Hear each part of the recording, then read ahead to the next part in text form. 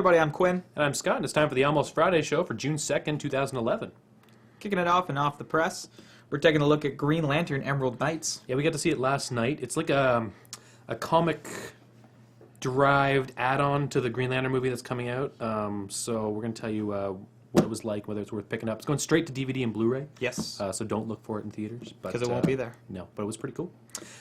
Dave's going to the gutters. We're talking about DC had a big announcement today. If you're in comics at all, you probably already know, but Dave and Sam are going to break it down for you.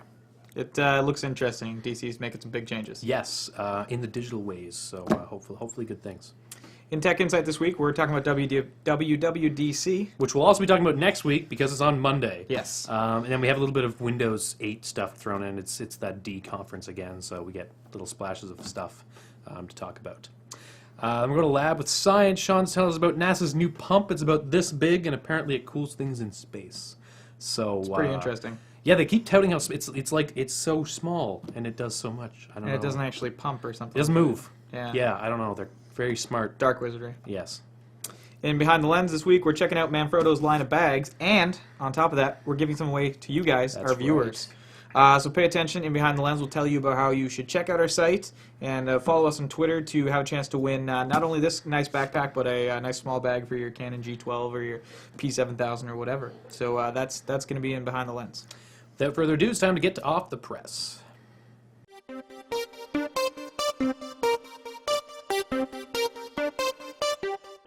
Hey everybody, welcome to Off the Press. We're there's three of us here. What? It's feeling a little cramped. It is a little big. It's not giving me enough elbow room here. Sorry. Ow! Anyway, there's three of us here because we're here to talk about the Green Lantern Emerald Knights. Emerald Knights. Yeah. Which is not the Green Lantern movie. No, it is not. Which I had to tell a lot of people. At the comic store, at the Silver Snail, we got a bunch of passes, like a whole stack of passes. And we kept getting calls from people asking if we had passes for that Green Lantern movie. And I was like, it's not the movie, not the Ryan Reynolds one. It is a DVD release. This is We a have cartoon. passes to a Green Lantern movie. Yeah, not but the no, Green the Lantern. Green Lantern. Yeah. And it was kind of evident because when we got there, the theater was only like 40% full. Yeah, about that. And usually free screenings, because they're free, are typically pretty full. Yeah. When I showed up at about 6:20, normally there's a huge lineup for a movie, and people aren't typically allowed in at that point. I walked right into the theater, and I was the third person there. So, not a very popular movie, even though we gave out 200 passes. So. All right, well, let's talk a little bit what Emerald Knights was as a movie. Yeah. So this is just a direct-to-DVD movie DC has been putting out, similar to the other things they've been doing with like the Superman and Wonder Woman movies. This one isn't a Green Lantern origin movie, but kind of a look into the Green Lantern Corps, the notable members, and all that stuff. Like I was saying to the crew earlier, this is kind of like a primer for people who haven't read comic books, who aren't familiar with any of the more intricate workings of the Green Lantern comic books, that there's the Green Lantern Corps. Which is someone like me. Yeah. You know, I don't really know much about the Green Lantern, and both Scott and I went. I mean, the movie's not fantastic, but both of us left saying, you know, if we go to see the Green Lantern, we're going to have a better understanding of what's going on. Because they did a good job at sort of explaining who the Green Lanterns were, and then giving some backstories of how some of the more important characters developed. So I think if you're interested in seeing the Green Lantern, or just like the Green Lantern in general, then this is a good movie to kind of get you a little bit more behind the scenes. It's like watching the bonus features on a movie and then appreciating the movie a little bit more. Yeah. You get a little bit more from the characters that they're not going to have time to tell you in that bigger movie, which has more important things to focus on, like being a movie. Yeah. It's interesting. I've been talking to some people about the movie, and one person, and it's funny hearing a comment like this in a comic store, but someone said, why did they have all the different crazy alien Green Lanterns? I mean, there's Green Lantern. Why would they make a million of them? And then I had to explain to them the Green Lantern Corps. There's one for each sector of space. Yeah. Anyway. Which was interesting. I mean, there was like a couple of humanoid people, but the better majority of the aliens, Green Lanterns in this movie were very odd-shaped things. Yeah. I liked the guy that was a big face with 4 legs Yeah. and some hands. I can't remember his name, but anyway. There but were these some are, lanterns that didn't even have fingers. Like, how do the rings stay on?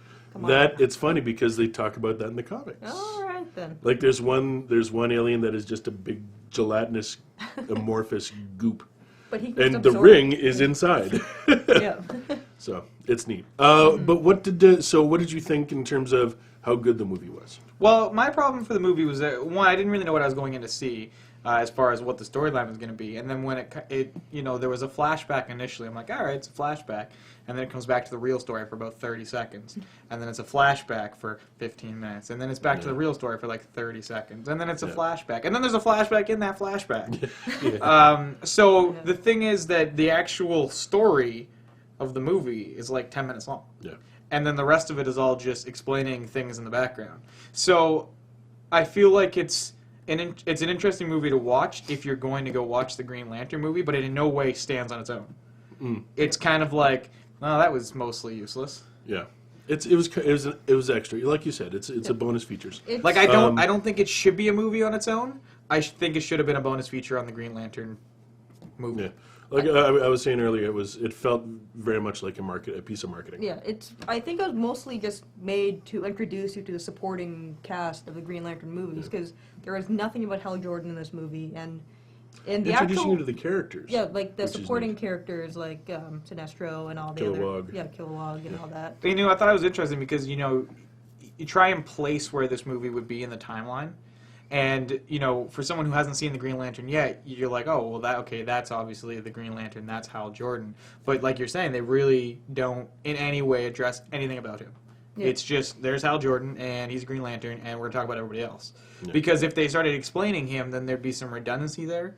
And if he wasn't involved at all, then you probably wouldn't have been interested in watching it in the first place. Yeah. So they kind of use him to bring you to the movie, but then don't care at all about him once you're in the movie. And it's funny because if I were Warner Brothers, I would have said, you're not allowed to touch the origin of Hal Jordan because that is what our movie is about. Yeah. Yep. So we want you to do this, and it's neat. Some of the cast members, Elizabeth Moss was Arisha, but Nathan Fillion was sort of fan favorite Green Lantern. Yeah. And oddly enough, out of all of them there, I thought that his depiction of Hal Jordan was one of the worst performances in the movie, just in terms of staying faithful to comic book canon and that sort of thing. That's how I felt. But although I think it's probably a little bit of an unfair judgment because he wasn't given enough chance to actually be that character. Well, and that's part of it, right? Like his performance was.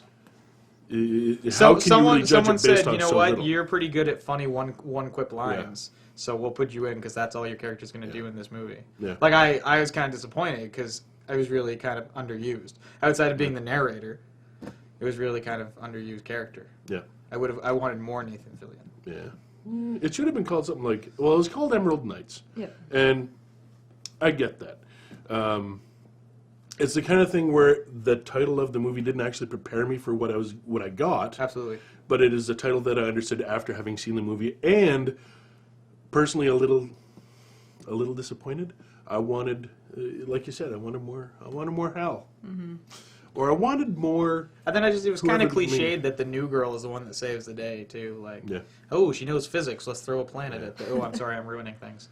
But like, that's the other thing too. Is it's like this big, massive bad guy who's killing everything, and it's like, oh, he's dead. All right, good. Yeah. Yeah. Like, it wasn't even. It was very unclimactic. Yeah. Anticlimactic. And it's very interesting because in the comics, the bad guy in the movie is someone who is a long-standing bad guy in he's the not comic actually books. dead, though. Well, that movie sort of wasn't a movie. Yeah. It was, yeah. Anyway, all in all, waste of time, happy aside, unhappy aside? I think as a non-Green Lantern fan, I appreciated now knowing a little bit more going into it. If I was a Green Lantern fan, I don't think there would have been a lot to gain per se, but that's hard for me to know because I don't know whether I would have known these things about those characters. But as Quinn, is it worth renting? No. Okay. I really feel like if you didn't get a chance to see this for free or something before the movie, then you'd just be better off as a bonus feature on the Blu-ray. I enjoyed edition it of the Green mostly Lantern. because I didn't have to pay for it. Yeah. Yeah. I liked it. My expectations were not quite met. No, I didn't not like it because I'm familiar with Green Lantern and that I'm familiar with the names of the characters and what they look like and a little bit of background. So this really expanded what I already knew into something a bit more useful for the movie, or if I wanted to jump into the Green Lantern comics. As a long-term fan of comics, a little disappointed. I think though, great family movie, Yep. and it's a great thing for the kids to see. But would I recommend it for the Green Lantern fan? No, I would not say you have to see it. All right. Well, thanks for letting me talk about the Green Lantern. I'll leave now so you can tell us about what other cool stuff's coming out this week. All right. That doesn't quite work now, does it? No. All right. All right. But now we're moving on to movies coming out this week. And continuing the superhero theme, we have X-Men First Class. Yay. Looks way better than the last 3 X-Men movies that came out. Yes, it's funny Oh because my, my yes. interest in X-Men First Class was like this, and then went, oh my goodness, I can't wait to see the next one. And for whatever reason, I am now back down here again. Oh, I'm no. not hugely thrilled about seeing this one. I'm still about right here. Go. All right. So, and in DVD and Blu-ray we have Drive Angry, also which I've heard available in so- 3D. yeah, which I've heard so many good things about. It is I still a haven't seen it, though. really good B movie. Like if you want a B movie with Are we talking like to the caliber of Evil Dead? different kind of B movie, like if you want like an So action more movie, grindhousey. exactly, very Okay. grindhouse seats, action movie, hot chick, hot cars, you know, Okay. that type of thing. Fast cars, fast women. Yeah, exactly. Ah. Yeah. Also on DVD and Blu-ray we have True Blood Season 3. I have no interest in seeing this at all. Neither do I, but apparently it's a great series. It's another thing that I've heard a lot of good stuff Yeah. about. But in my defense, these are the same people who love Anita Blake. So, SGU season 1? Yep, Stargate Universe. Stargate Season one. Universe season, is it so just season 1, and this is the one with Robert McCallum? I am not sure. I can't remember the don't Scottish actually guy. I watch that love show. the Scottish guy in it though. I love him. He was in Full Monty, various other ones. He was actually one in a movie where his character got MS, and it was kind of interesting watching that. However, I don't think I'll be buying No, the thing. Now, have you seen any of the Stargate Universe? I have not. Okay, I've seen my brother, I'm who a is terrible kind of a Stargate fan. I'm sorry. my brother Clinton, who is kind of a Stargate fan, is a huge fan of the main guy, and he saw it and he just almost lost his mind. I think this is a series Yeah, this where they is- tried to get the Battlestar Galactica fans Yeah, it hooked. was but Stargate it going was in a the- different direction. It's like Stargate, Battlestar, Voyager, DS9 type thing. Battlestar Gate. Yeah. All right, that And- moves us on to And game finally, we have Hunted: The Demon's Forge. 2. No, it's There's a just two. one. There's sorry The for two is the just a people in the typo, my audience. bad. There's a 200 cheat sheet. So Yeah, my bad. I haven't heard anything Haven't about this. heard I much can't about comment this. on it, It looks pretty. but guess. it's got pretty screenshots. Yep. And That's it.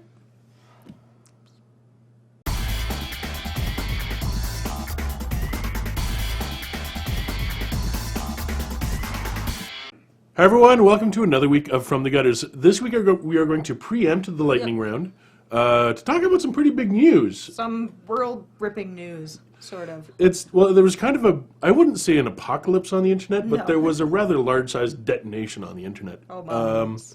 DC is revamping. They're starting all of their series. They're starting they're first of all ending all of their previous series. Yep. There's only about 30 ongoing right now in DC, and they're going to be starting with 52 number ones. And this is starts on August 31st, but Yep. really most of it's going to be happening in the month of September. They're going to be aiming at. They're trying to get new readers. Yeah. They're trying to make it something that old readers and new readers will be able to enjoy. And making all the characters younger, and putting them into a more identifiable situation. Yeah, I guess like modernizing some of the old characters and For anyone who knows sort of the initial stages of Marvel, they tried to create comic books that people could identify with. Yeah. Spider-Man was in Manhattan. Fantastic Four they were all in New York. They were all, these were scenarios, these were cityscapes and that sort of thing that people knew and that people could look out the window and see. That is kind of the feel that I'm getting from this whole revamp from DC. At the same time, they're also doing release date simultaneous. Date releases Yeah. for digital comics, Yeah. for things like the Comixology app, and I think graphically as well. You can get it directly on the DC website Yeah, as well, and I think- apparently. DC probably has its own app by now too on the iPad, like most comic companies do. Yeah. But Yeah. this- Which makes sense. The way that I saw Comixology breaking down the profit structure, yeah, not good for people who are producing comics. I can see why No, people were not terribly really. excited about that. But anyway, getting back to the revamping of the all of the series, the 52 series, 50 costume changes. good lord. I'm assuming Superman and Batman, maybe?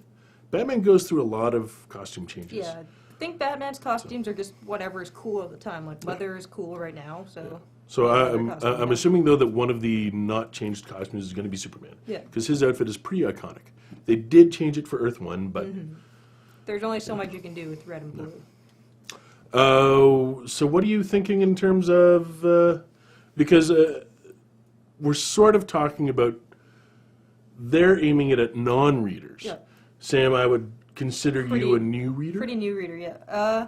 This is interesting, just because when you walk into a comic book store now, you don't see a volume or an issue 350 or an issue 60-something, which is a little bit daunting to some new 900, readers. 900 for Action. Action is Yeah. already at 900. Detective Comics, I believe, is at 880, somewhere Yeah. around there. Like that's the thing I noticed a lot with DC. It's like the numbers are really high compared to Marvel, because Marvel every couple of years will restart just a specific character's line instead of the entire line. Yeah. So I guess they're really, really aiming this at new readers that just walk into a comic book store for something else unrelated, and they see a number 1 or a 2, and they look behind. It's like, oh hey, I can get the 2 back issues of this, nice and easy. I don't have to get 894 back issues. Which is, oddly enough, in the last few months, we've had a marked increase Yeah. in people who are walking in saying, I haven't read comics in a long time. I'm interested in starting back up. And with the popularity of comic book movies now, especially, Exactly. a lot A of lot people of- are walking into comic book stores, either picking up maybe like the action figure, or they see the poster and it's like, hey, this It's is mostly, cool. oddly enough, it's mostly comics Oh, nice. that the people that are coming in now are asking about. But they don't want to start with something like, I don't want to start with Spider-Man 600 and whatever. Yeah. I want to start, and it's like, It's like I don't 600 really- and whatever. What have I missed in the Yeah. 640 issues that I haven't read? Even though it There's says been right here that this is a beginning of a story arc, Yeah. I want to know the greater story, yeah. And it's funny how a lot of people are not placated with you. As long as you know the character, you can start with this issue, Yeah.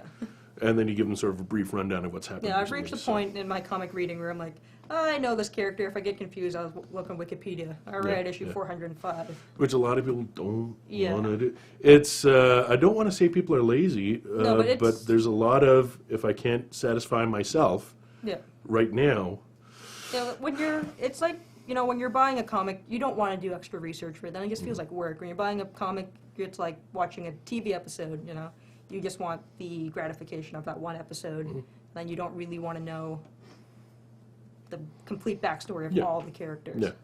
yeah. In terms of you trying out new characters that you haven't read before that you may have heard of or something like that, what do you think? What is this going to help you do that? I would probably give it a try, just depending on the creative teams, like who the writers and the artists are. Unfortunately, I'm not too familiar with who's doing the big character reboots. I think They're going to be announcing that on I want to say the 12th, but it might be the 15th. I'm not sure. Comics Alliance has a breakdown, just a couple Oh, of do them, they? like Okay. the Wonder Woman, and a couple other ones. But Jeff not Johns complete. and Jim Lee. In case you don't know, Jeff Johns is the sort of creative director at this point, creative producer for DC. So high up there. Great writer. I loved his JSA run. Thy Kingdom Come was a great storyline. 3 volumes, absolutely worth reading. But he and Jim Lee is the guy who used to run that other company. At any rate, the company that DC absorbed. And they're pretty big guys in the Yeah. DC company. They're going to be doing the JLA. Even if you're like storyline. vaguely familiar with comics, you've probably seen their work before. Yeah, So. absolutely. Now, What about digital? Yeah, What are digital you thinking comics. about digital? What do you... I think digital comics is cool, but I don't have a tablet, and as more and more people get tablets and e-readers getting color and all that sort of things, I think it'll take off quicker. Because right now it's a kind of a steady increase, but as more people get tablets, it'll start going into a steeper rise. You know? Let's say you owned a tablet. Yep. Let's say you owned an iPad. Let's say you just Alright. owned a regular iPad, not even an iPad Sure. 2. Yeah, just any old tablet, because Comixology is available on pretty much all the platforms now. I don't know. Personally, I like the feel of paper books because I can take a paper book wherever I am without, like, if I lose it, not a big deal, $20. It's like if I lose my iPad or if I drop it into the bathtub or if it gets dirty, you know. That's true. Yeah, I didn't think of that. Yeah. Yeah, but some people do like the convenience of the iPad. What's interesting is that DC is, it's going to be the same price initially as the print copy, but then as the months go on, they'll lower it to $199 and so on. Yeah. That's going to be an interesting development. For me, because I work at a comic Yeah, store, you're a I'm retailer. sort of a pretty tiny fraction of the market. Yeah. I'm going to be reading stuff off the rack anyway, so Yeah. it's not really going to affect me one way or the other. In terms of number ones, I always try to read number ones. September's going to be a busy month for me, so Number one sell. It's been proven. So. yeah, I'm going to give it a shot. I do read a whole bunch of comics every week, and I think that a lot of my time is going to be tied up. As a with Marvel reader, I'll probably dive into a couple of DC books right now, just because they're just starting and they'll be easy to get into. Yeah. So. If you have any comments on this, if you guys want to throw in on this, let us know. Send us an email, and we're going to be we can address your questions as well. If there are any further developments We'll on this, definitely be talking about this in the future, especially in September, or as we're Yeah. getting closer to September, we'll be talking about this. I'm all thinking the I time. hear the sound of lightning. What I would like to do in September is I want to do a lightning round every week, but we'll see how things work Ooh, out. like a super DC lightning round. Yes. Oh, that'd be Every cool. week we each handle 3 titles. We'll see what happens. All right. But that is for the future. Yep. Anyway, that is it this week from the gutters. Hey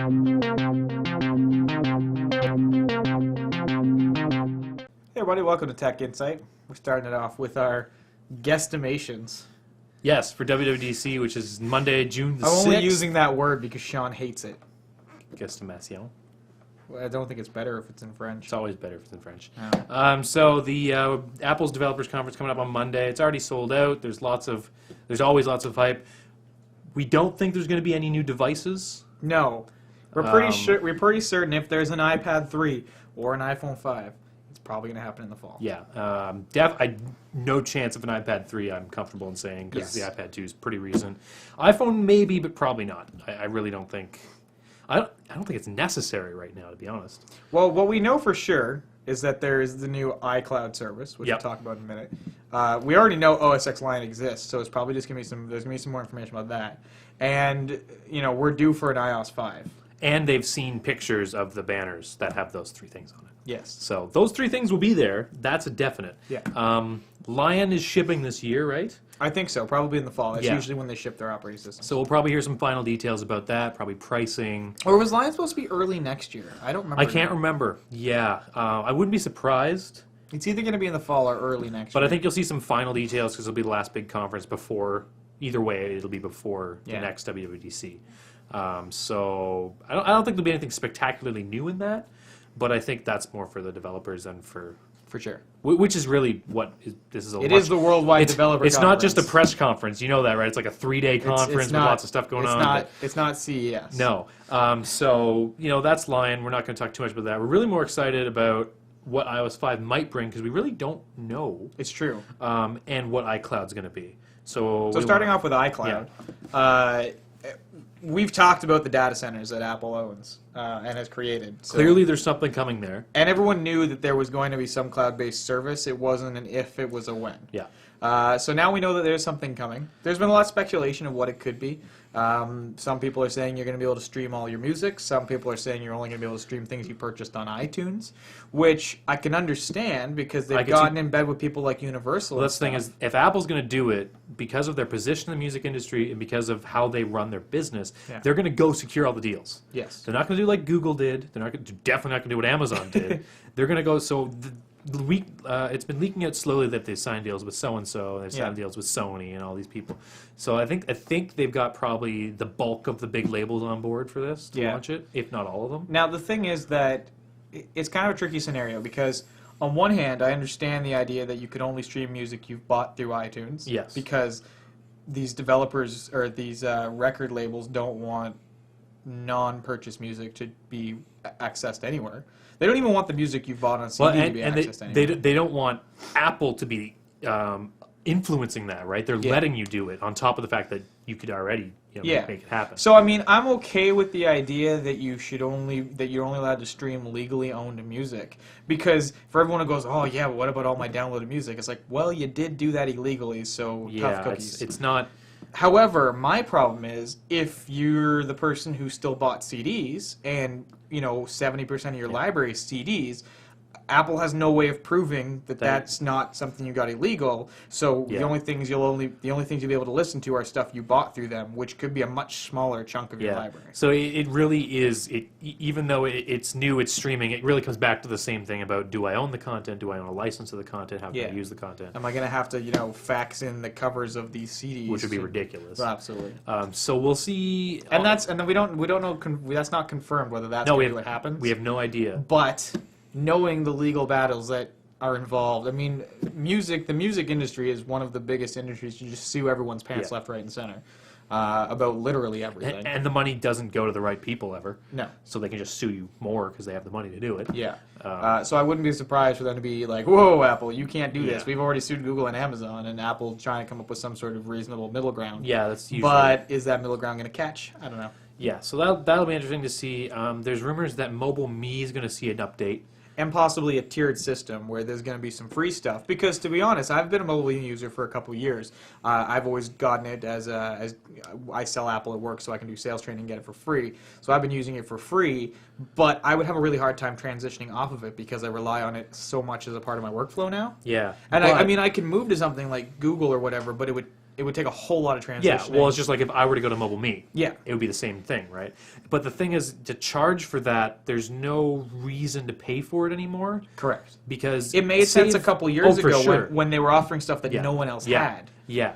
But now you can, like with SkyDrive, you've got space there, and email's free, and Google syncs your calendars anyways. I mean, you can get almost all of it from Google, save iDisk, which you can get from Dropbox. Yeah. Or if you want more space, go to Sky. There's tons of things like that, right?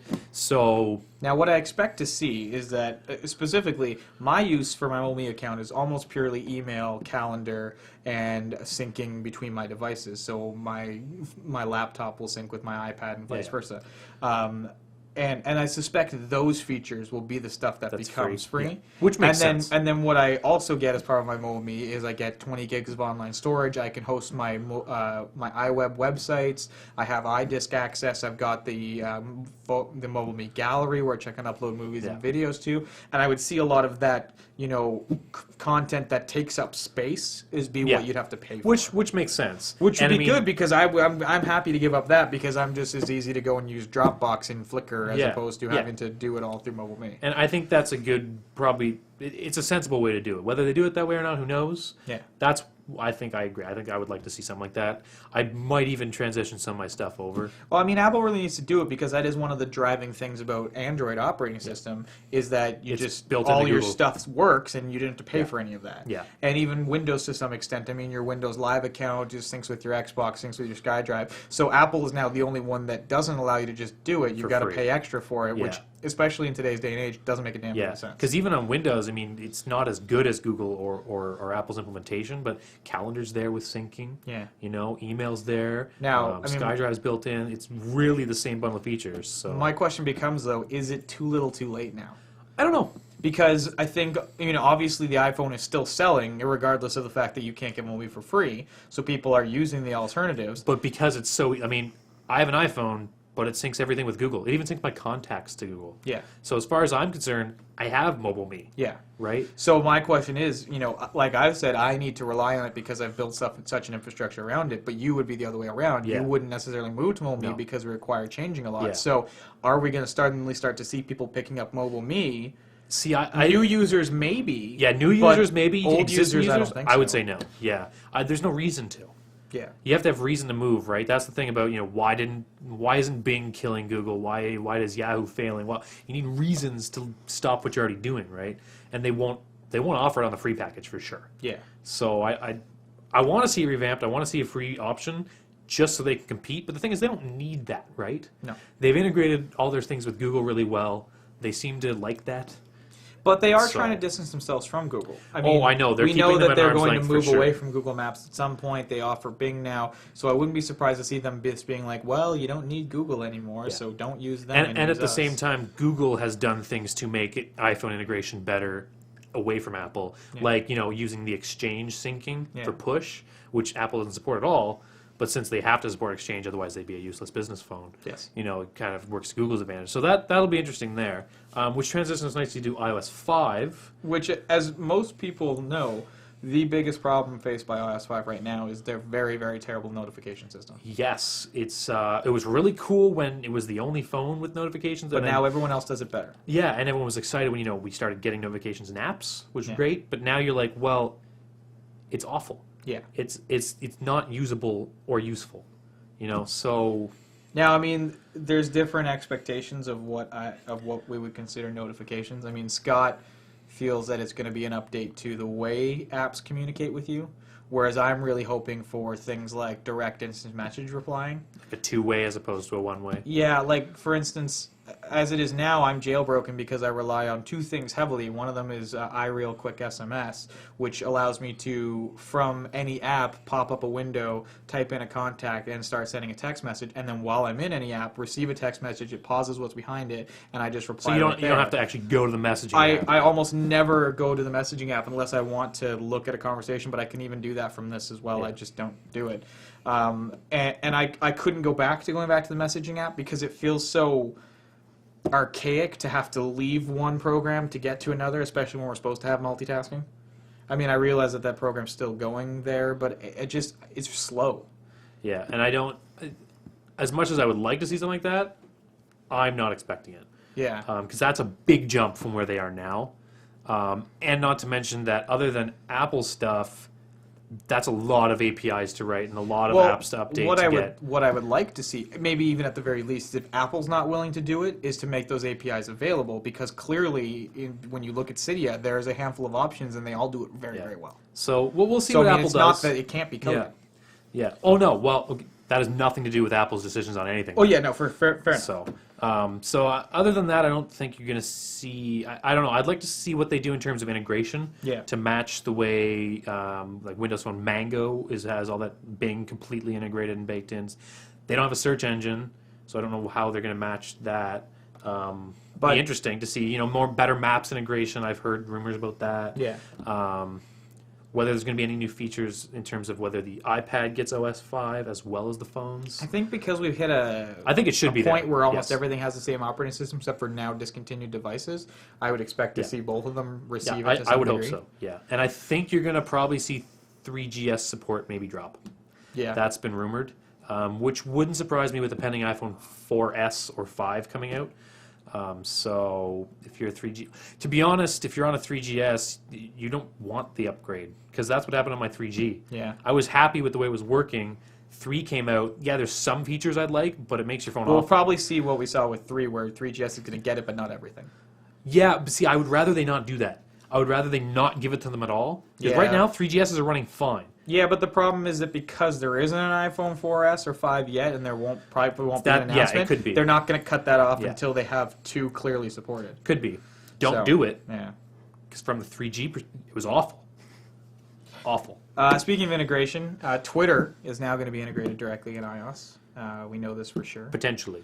Well, I think it's been... And the level of integration is up for debate. It's instead of now being able to go email or whatever, you can now go right to Twitter. Which Windows Phone had since ship. Yeah. So it should be there. I don't understand why it's such big news, because I'm like, okay, great, I can do it from my photo roll, but every single Twitter app has a post photo button, so I don't It's see what not the a- benefit is. No, I don't. If it was there a long time ago, people Maybe. would have used it. But Now now people are used to doing it that way. that's the right? problem, is like a lot of this stuff they're redesigning the operating system, and you're not used to doing that as your way of doing it. So, See, so Twitter's changed up some stuff here. They're gonna have this connection Yeah. with their iPhone, and they've also they're now hosting with PhotoBucket. Yeah, okay, so Twitter now has, it's the Twitter photo, so you don't go through TwitPic or whatever anymore when you're using Twitter official stuff. You go through, it's just Twitter-based, but it's actually hosted on PhotoBucket. Yeah. Which was cool, like, 5 years ago, and I don't know anybody who uses PhotoBucket right now. Yeah. I mean, I'm sure there are people. Well, I saw a couple of tweets of being like, well, PhotoBucket still exists. Yeah, well, and I was like, yeah, I remember that from way back when the internet was still 1.0. But, you know, that's there. No surprise. Sucks if you're TwitPic today. Yeah. You know, you're still going to see third-party clients supporting them. Like, usually they'll support a pile of them. Yeah. But, I mean, you know, I don't, it's just Twitter killing off the little guys again.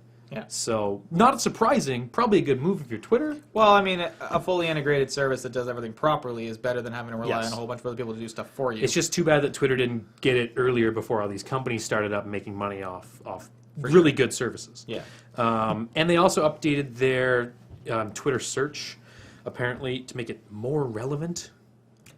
And you're going to start seeing photos and videos in the search pages as well, as opposed to just tweets, which relevant to the search data. So basically, it's what stuff you could get from Google, but now via Twitter. Who uses Twitter search? It just comes up in Google now. I don't know. Well, anyway, it's there. So Windows 8 has shown some screens. Yeah, so we got a sneak peek with the vice president in charge of Windows development at the D conference. So I was really happy when I saw the picture.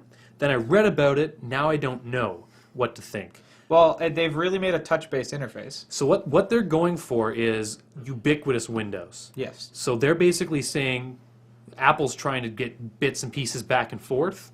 Windows is saying, screw that, go for the end game with one go. Yeah. Which, if done well, will be awesome. But I have a feeling that it's not, because I don't know what's going to happen. The touch interface looked awesome, Yeah. I thought. A very Windows Phone 7, which is good. It means they're drawing from the right places as opposed to what they could have done. But basically, it's the unfortunate part is that's a touch interface overlaid over Windows. So it's still Windows. Yeah. But, I mean, that's not really a stigma anymore. Windows 7 is very stable, doesn't crash, which is nice. So maybe, I don't know. But the thing is, it'll support Windows apps, straight-up Windows apps, as you see them now. Yeah. And, the new age JavaScript Silverlight apps, which are more tablet-oriented. So I think if you're on a tablet running Windows 8 with an ARM processor, It's probably going to be a good experience. it's probably going to be great, because you're only going to be running those JavaScript apps. You're not running native Windows apps, because Yeah. you can't, because you're on ARM. Yeah. And Windows has already said we're not supporting, we're not emulating x86 on ARM, which is good. So I think if you're on a tablet, it's going to be good. But if you're on a desktop, I think it's going to be frustrating to use Windows 8. Possibly.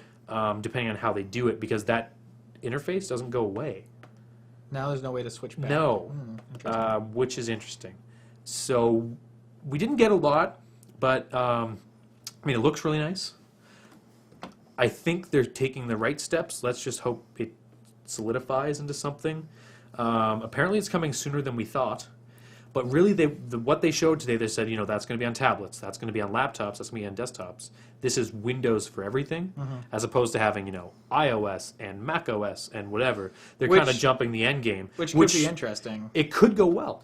But the other thing, too, is that there's such a drastic change in the way the operating system is could switch Yes. people over to something like Apple instead, Yeah. where they go, you know what, this is a little too much like a phone, and now I'm going to go look at Apple. That's the thing. I don't know what their desktop implementation is going to look like. Yeah.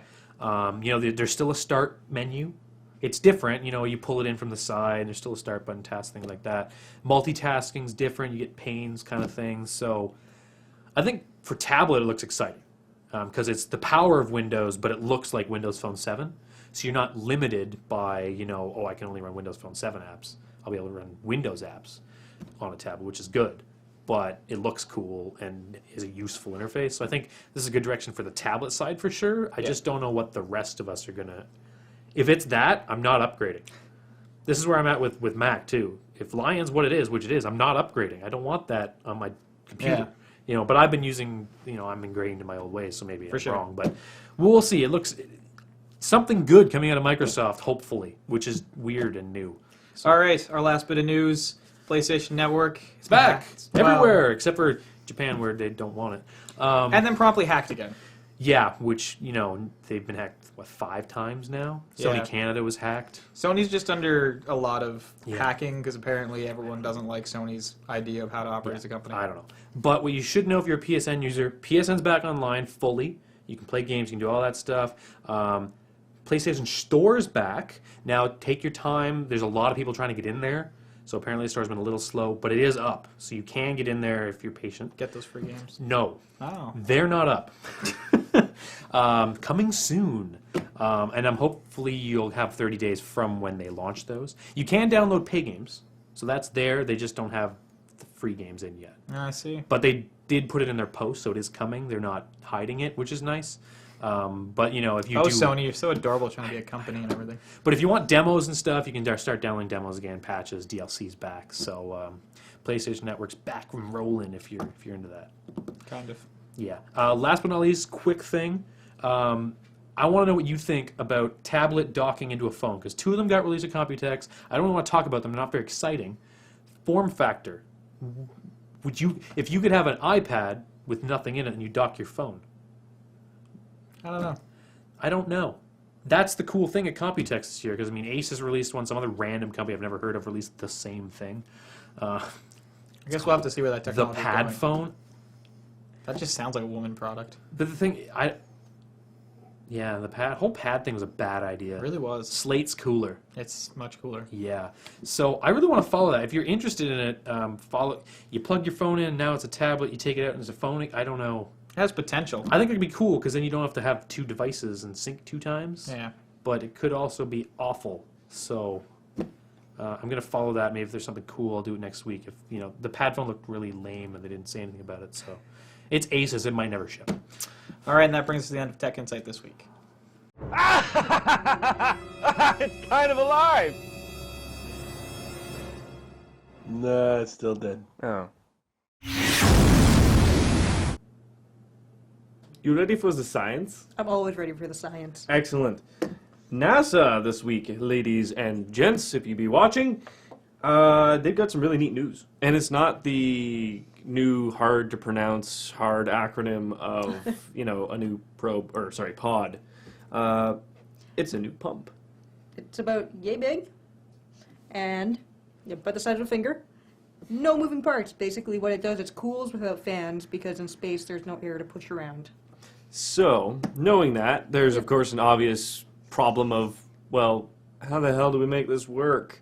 Very carefully. Very carefully. So what they did was they actually created, it uses electrohydrodynamics. Right. That is using electric current to actually push the coolant around. Mm-hmm.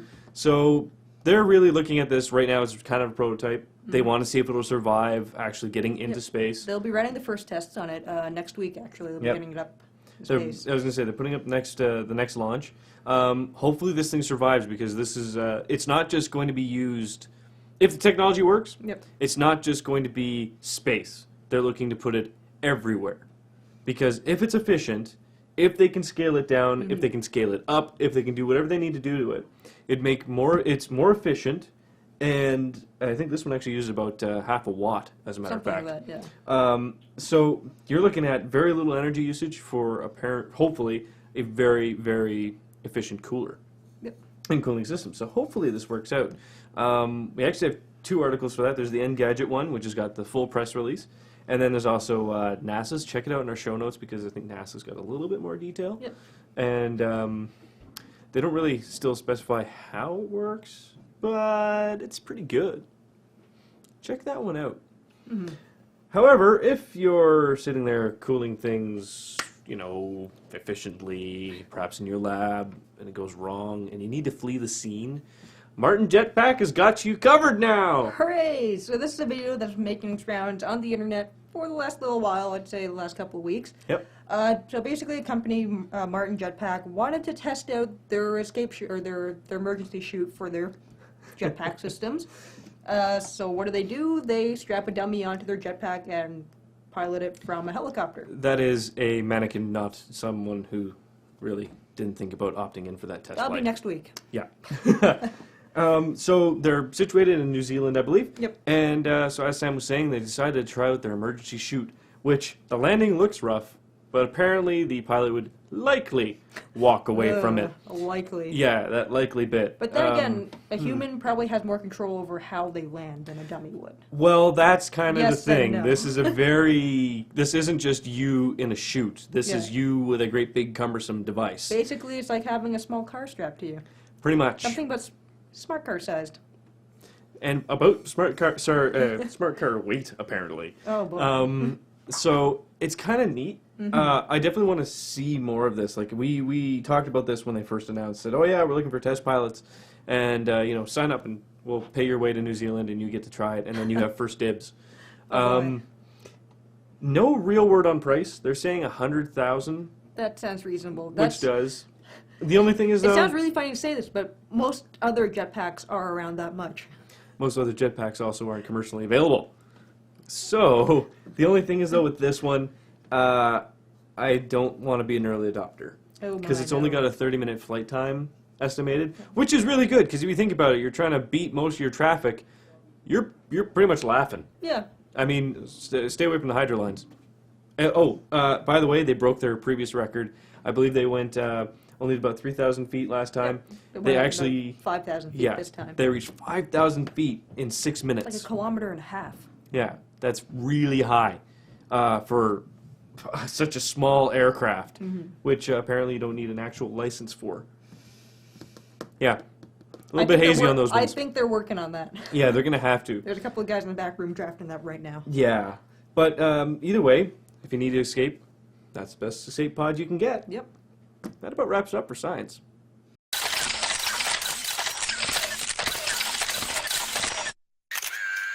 Hey everybody, welcome behind the lens. This week we got a plethora of bags to talk about for you. They're all from Manfrotto. Remember we did the coverage of their launch of these bags a couple weeks ago. Yes. So we had some hands-on time with them now. Manfrotto was kind enough to send us a bunch of samples to check out and try out, which we really appreciate.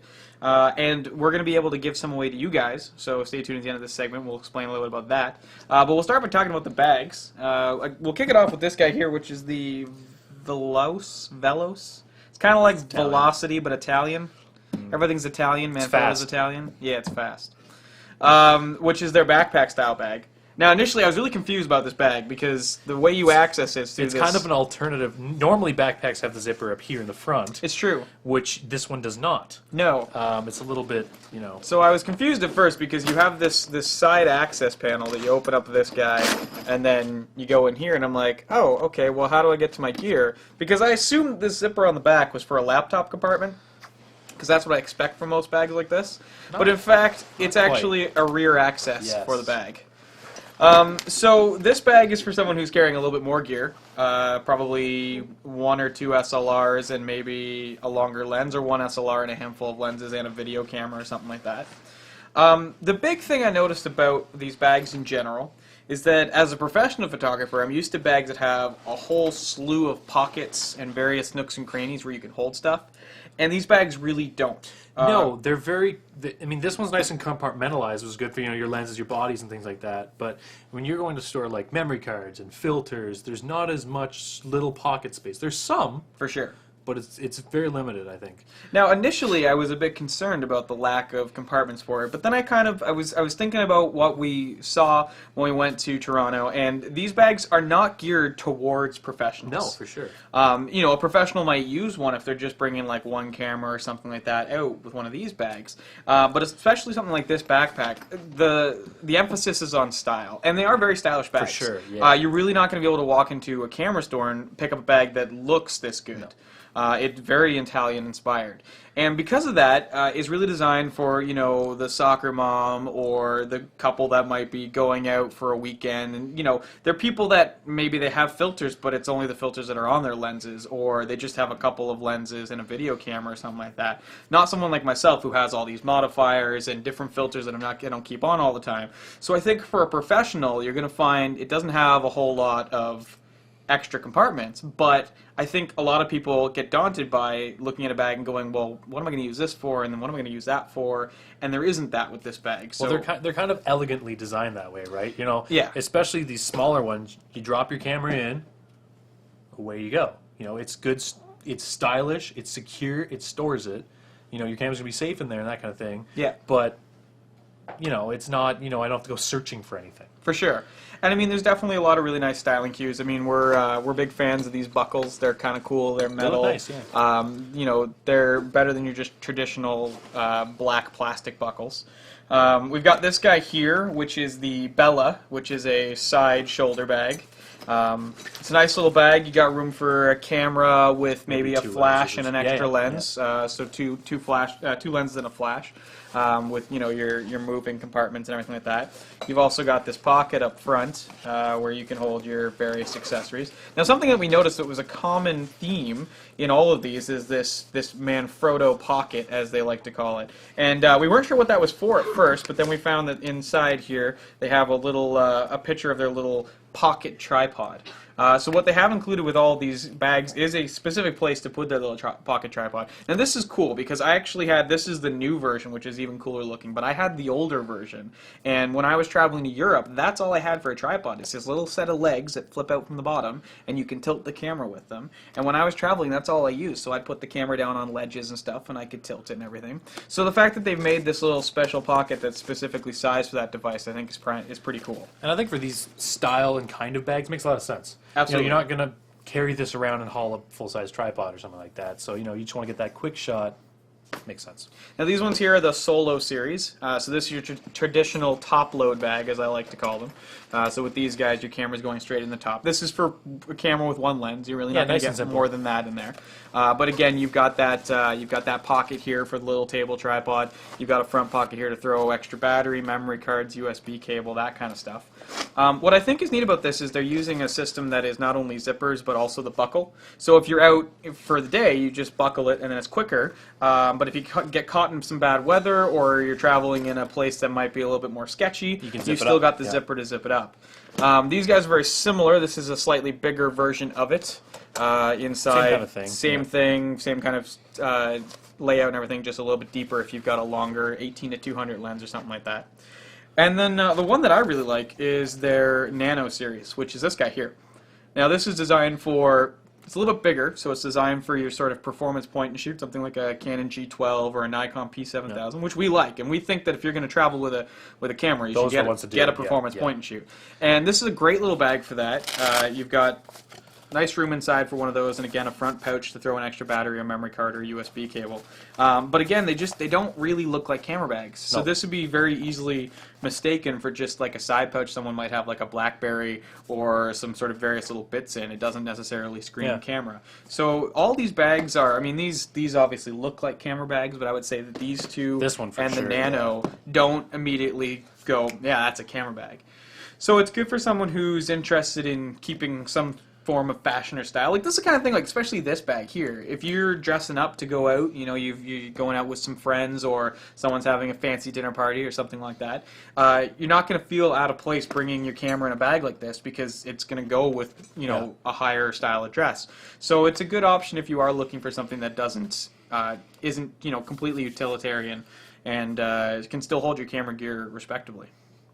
Now, as we were saying, you can have a chance to win the large bag here, as well as the small nano bag. We're going to be giving both these guys away on our Twitter and also our Facebook page. So there's going to be more details on our website. So if you check out the website or check out the show notes for this episode, we'll link you to the section. What you're going to need to do is retweet a phrase on Twitter or comment on our Facebook fan page. And we'll randomly draw a winner for the bag and a winner for the nano pouch. So we're giving away them two separate ones. Two people. So 2 people are going to win.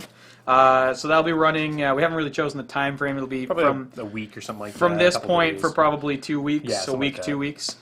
So check out our website for full details on that and win some free stuff. Yeah, for sure. All right, and that brings us to the end of Behind the Lens for this week. And that wraps it up for us this week. As you just heard, we've got a giveaway of Manfrotto bags. They look kind of neat. If you want more details, head on over to our website, almostfridayshow.com. We've got full details there, as well as if you need more info or if you want to send us some stories, tell us some cool stuff, tell us why you hate or love what DC is doing, you can email us at contact@almostfridayshow.com. Or you can find us on Twitter under @almost_Friday. And remember, if you don't like DC and they start coming after you, get your jetpack ready. You're going to need it. You can go pretty far in 30 minutes.